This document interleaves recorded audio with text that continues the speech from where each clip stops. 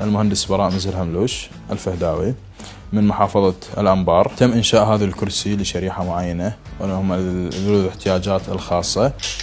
جتني الفكرة كان ابن عمي مرض جلنبري اللي عندهم شلل رباعي، ما يقدر يتحرك لا بإيده ولا برجله، فقط برأسه. ففكرت إنه شلون راح يتحرك بعدين، ففكرت بهذا الكرسي وبهذا المجال.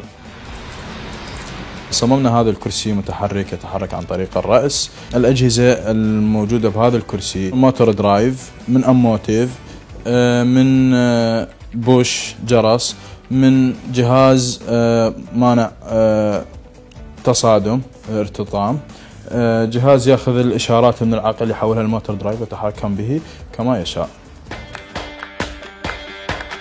هذا الكرسي التكلفة حاليا، وهو يعني جهاز تيست، يعني تجربة راح نجرب به، وكان بحث تخرجي لكلية المعارف الجامعة، كلف تقريبا 3500 إلى 3000 دولار، لأن كان تجربة وبعض الأغراض واجهنا بها صعوبة.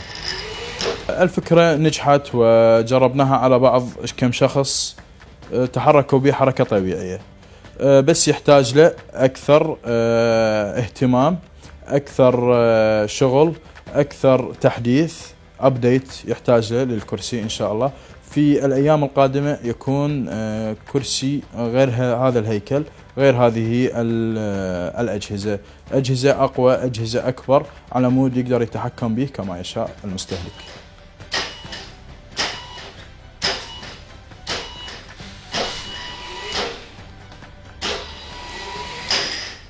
خوش حكي احنا نحكي